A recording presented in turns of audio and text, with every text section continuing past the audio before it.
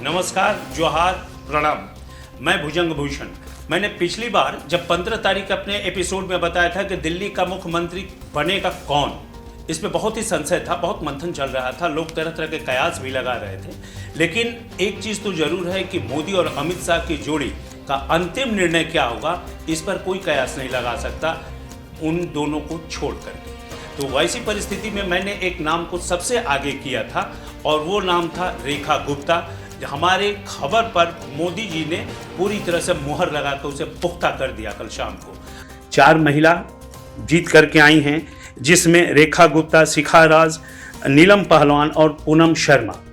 तो नीलम पहलवान और पूनम शर्मा थोड़ी सी प्री मैच्योर हो जाएगा इनके लिए सीएम पद के लिए बात करना, लेकिन शिखा राज ये सुषमा स्वराज के साथ यूँ कह लें कि 1997 से ही साथ में हैं, और रेखा गुप्ता ये दोनों ही ABVP के साथ रही हैं और ये संगठन से जुड़ी रही हैं। और आपको एक बात और बता दूं कि संगठन के लोगों को तरजीह दी जाएगी, इसमें कहीं दो राय नहीं है।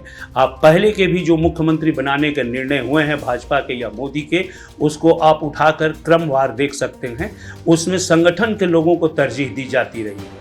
और रेखा गुप्ता अगर पंजाबी को साधना है तो शिखा राज को पंजाबी साधना है, अगर पंजाब का इलेक्शन जो 27 में है ड्यू है उसे साधना है तो शिखा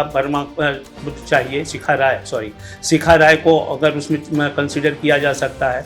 मगर अभी तुरंत बिहार आसाम का जो इलेक्शन है अगले इसी साल, तो उसमें बिहार में बनिया साधने के लिए गुट है OBC, जिसे साधने के लिए रेखा गुप्ता को इसमें आगे लाया जा सकता है। तो इसमें अगर महिलाओं में बात करें तो 4 में तो पहले रेखा गुप्ता, फिर शिखा राय, इन दोनों का ग्राफ जो है ऊपर है, लेकिन इसमें रेखा गुप्ता थोड़ा सा लीड लेकर के आगे जा रही हैं। आज शपथ भी हो रहा है और हो भी गया होगा। तो स्पष्ट तौर से आपको बता दूं कि रेखा गुप्ता का नाम मैंने उस दिन सबसे अग्रणी श्रेणी में क्यों रखा था, क्योंकि देखिए मोदी जी का सीधा है कि वो संघ से लाए हुए लोगों को और संघ के जो लोग हैं, कार्यकर्ता हैं, जो पुराने कार्यकर्ता हैं, उनको वो प्रमोट करते हैं। क्योंकि रेखा गुप्ता 15 में भी लड़ी, 19 में लड़ी, दोनों बार हार गई और इस बार वो जीती हैं, यानी कि पहली बार विधायक हुई हैं। मोदी जी को इससे या भाजपा को या संघ को कुछ लेना देना नहीं है कि वो पहली बार आई हैं या कई बार के चुनाव जीत कर आई हैं, बड़े बड़े फन्ने खां को हरा के आई हैं। जो कि प्रवेश वर्मा के साथ ये नाम चल रहा था कि वो दिल्ली में पूरी तरह से नेस्तनाबूद कर दिए हैं केजरीवाल को, इसलिए दिल्ली का ताज उनके सर पे सजेगा। लेकिन रेखा गुप्ता को ला करके मोदी जी ने एक साथ कई चीज़ों पर अपना निशाना साधा। जिस तरह से ये आए हैं 27 वर्षों के बाद क्षमा चाहेंगे, 27 वर्षों के बाद जिस तरह से बीजेपी लौट के आई है और पूरे देश में यह मैसेज देना चाह रही है, क्योंकि बीजेपी का कोई भी मुख्यमंत्री किसी प्रदेश में नहीं है। दूसरी तरफ रेखा गुप्ता हरियाणा से आती हैं, वो शालीमार विधानसभा क्षेत्र से जीती हैं और शालीमार विधानसभा क्षेत्र से जीतने के बावजूद वो हरियाणा सर्किल जो बॉर्डर लाइन है, क्योंकि दिल्ली में जाट वोट बहुत ज़्यादा। तीसरी बात कि दिल्ली में इस बार जो महिलाओं के लिए योजनाएं हुई, महिलाओं के लिए जो घोषणा पत्र में तमाम चीज़ें शामिल की गई, उससे महिलाओं ने भरपूर वोट किया है और 45.6% वोट जो है स्विंग कर गया है महिलाओं का इस बार। तो वो और आप में से करीब करीब 11% वोट जो है वो स्विंग किया है बीजेपी के तरफ।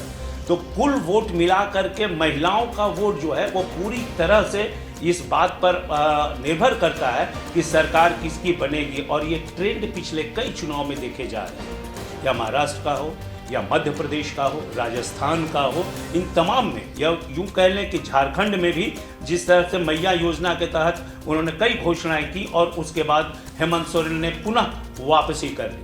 अब मैंने जब कहा था उस समय आप देखिए कि किस तरह से मैंने उन चीज़ों की समीक्षा करके कही थी, क्योंकि बहुत से लोग उस समय लाइन में थे।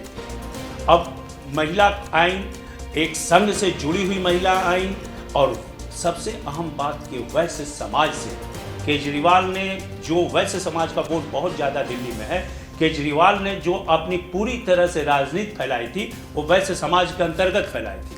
और उस वैश्य समाज के काट के रूप में इन्होंने दूसरे वैश्य समाज की महिला को लाया है कि महिलाओं के बीच में भी ये मैसेज जाए जो महिलाओं ने भरपूर वोट दिया उनको रिटर्न गिफ्ट के तौर पर रेखा गुप्ता को दिया गया है।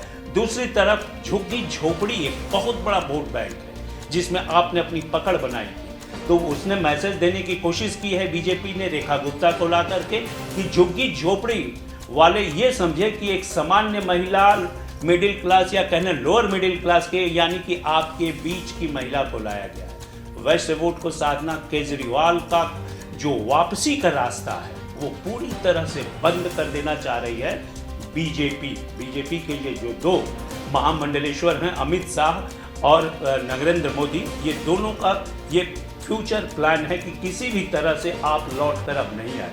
तो दिल्ली बहुत दिनों के बाद मिली है और दिल्ली पे सत्ता काबिज करना यानी कि हिंदुस्तान पे काबिज करना, मैं बार बार आपको इस चीज़ के लिए याद दिलाता हूँ, अब नहीं है।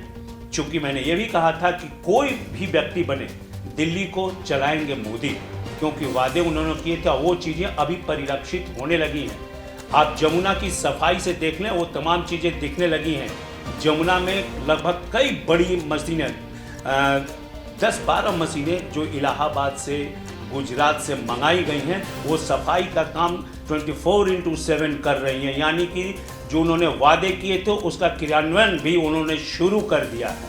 अब ये चुनाव है बिहार में इसी वर्ष और बिहार में एक बहुत बड़ा वर्ग ओबीसी का है और ओबीसी में बिहार में भी महिलाओं का वोट बहुत मायने रखेगा जिसमें इनका इस्तेमाल किया जाएगा। आप देखेंगे आने वाले समय में बिहार की चुनाव में रेखा गुप्ता भी स्टार प्रचारक में जरूर होंगी और वो बिहार की पूरी तरह से राजनीति को बदलेंगी और बीजेपी और जेडीयू का जो कोalition होगा वो थंब मेजॉरिटी के साथ फिर वापस आएगा।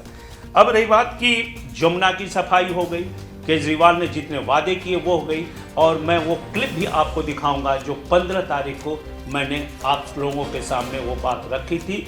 देश के सभी मीडिया चैनल जो हैं या पेपर थे उस समय स्पष्ट तौर से नहीं बोल रहे थे और मैंने कहा था कि रेखा गुप्ता की संभावना सबसे प्रबल है। यद्यपि कि मोदी हैं वो कुछ भी कर सकते हैं, लेकिन उन्होंने हमारी खबर पे मुहर लगाई। धन्यवाद।